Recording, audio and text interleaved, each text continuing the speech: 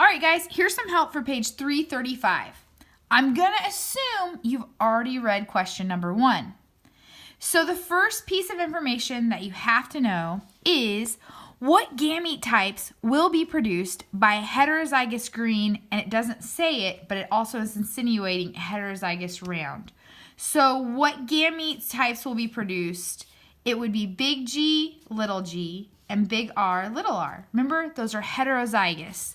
They're different. Capital, lowercase, capital, lowercase. Green is dominant, so the heterozygous would be green. Round is also dominant, so the heterozygous would be green. Okay? So then you have to set up your Punnett square. It's sweet because B says if two such heterozygous plants are crossed.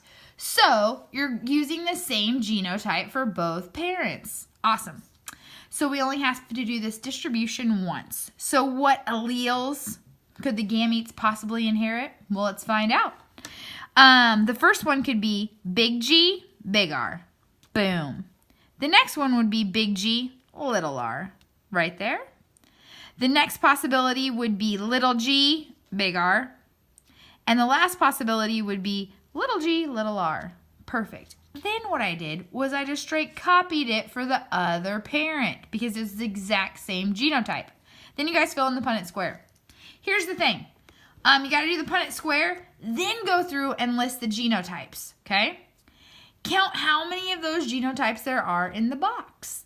And then you can do the proportion. You guys can just do how many of those genotypes out of 16, okay? The first one's actually kind of sweet because you're only going to see big G, big R, one time. I'm pretty sure. So it's 1 out of 16, okay? And the phenotype for that would be a plant that is green and round. All right, if I'm wrong on that, you guys can correct me.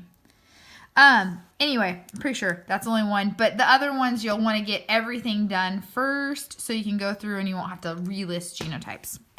All right, the next one I just wanted to give you a heads up on, and this is the last little piece of help that I'll give you. But about 70% of Americans perceive a bitter taste from the chemical PTC.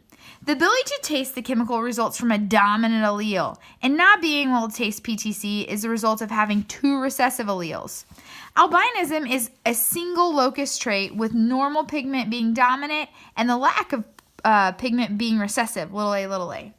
A normal pigment woman who cannot taste PTC has a father who is an albino taster. She marries a homozygous normal pigment man who is a taster but has a mother that cannot taste PTC. Ooh, it's so tricky. It's a fun word problem. Pause it and try to do it on your own now. Then I'm going to give you the answer, okay?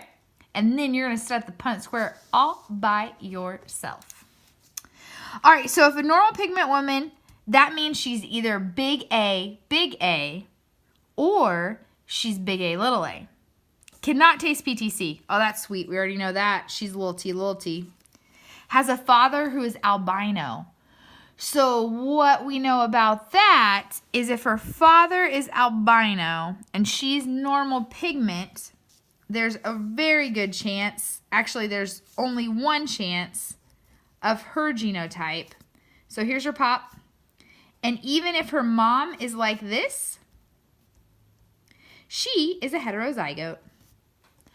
And then you guys can probably assume, you probably don't need to do the Punnett square, but here's your pop.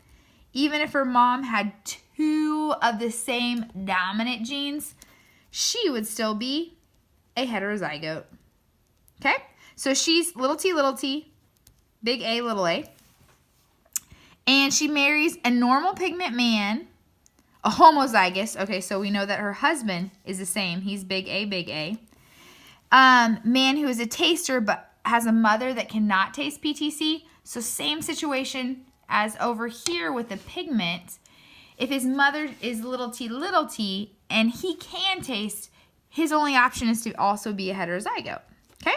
So there's your genotype. There's the first parent. There's the second parent.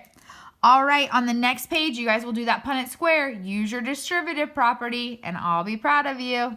Okay, bye.